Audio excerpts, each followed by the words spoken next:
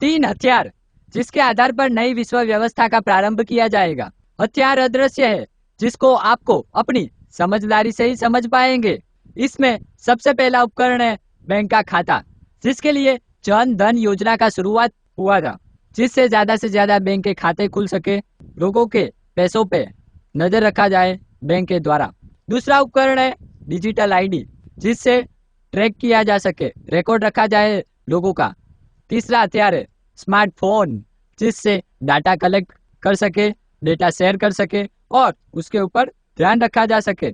इसीलिए digital services scheme के तहत राजस्थान में फ्री मोबाइल योजना चल रही है, गुजरात में फार्मर फ्री स्मार्टफोन योजना चल रही है, फ्री पीएम स्मार्टफोन योजना भी चल रही है।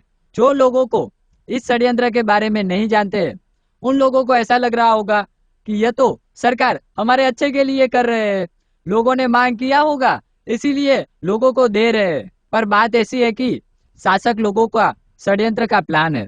किसी ने यह सारी चीजों के लिए कोई आंदोलन नहीं किया है, ना कोई मांग की है। ये तो लोगों को कंट्रोल करने के लिए, डिजिटल पब्लिक इंफ्रास्ट्रक्चर बनाने के लिए किया जा रहा है, जो पब्लिक की आवश्यकता नहीं है, शासक लोगों की आवश्यकता है। इसे हमें समझना होगा।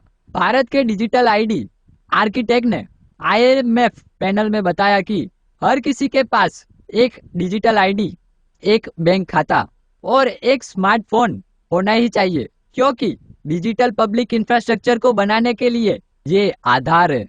14 अप्रैल को अंतर्राष्ट्रीय मुद्रा कोष IMF की स्प्रिंग मीटिंग में डिजिटल पब्लिक इंफ्रास्ट्रक्चर DPI के बारे में एक पैनल पर बोलते हुए इन्फोसिस के को-फाउंडर और unique identification authority of India के एक्स चेयरपर्सन नंदन नीलेकानी है। उन्होंने बताया कि DPI डिजिटल पब्लिक इंफ्रास्ट्रक्चर बनाने के लिए यह 3 चीज, स्मार्टफोन, डिजिटल आईडी और बैंक अकाउंट की जरूरत होगी। नंदन नीलेकानी ने कहा कि अगर आप सोचते हैं कि दुनिया के उपकरण क्या है, तो हर किसी के पास एक डिजिटल आईडी होना चाहिए, एक बैंक का खाता होना चाहिए और एक स्मार्टफोन होना चाहिए। इससे कुछ भी किया जा सकता है, बाकी सब उसी पर ही निर्भर होगा, इसी पर ही बनाया जाएगा।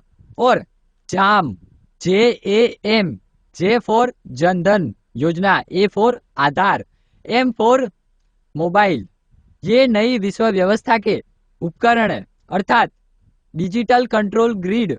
अगर न्यू वर्ल्ड ऑर्डर नई विश्व व्यवस्था को जाम करना है, तो इस जाम को हमें जाम करना पड़ेगा, तभी नई विश्व व्यवस्था रुकेगी।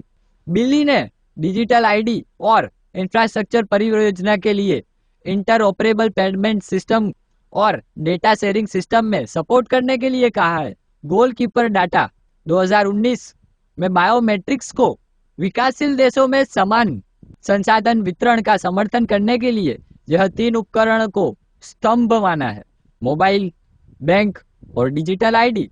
कहने का मतलब यह है कि यह डिजिटल करेंसी CBDC भी इनका ही प्लान है, मानव जीवन को नियंत्रित और सूक्ष्म प्रबंधन करने के लिए, कि कुछ धनी लोगों का प्लान है और उनको वन वर्ल्ड गवर्नमेंट बनाना है।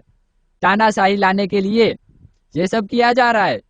ये सब ना हो इसीलिए इस वीडियो को ज्यादा से ज्यादा शेयर करें, लोगों को षड्यंत्र के बारे में जागरूक करें। हमारे ग्रुप में जुड़िए, लिंक डिस्क्रिप्शन में दिया गया है। धन्यवाद।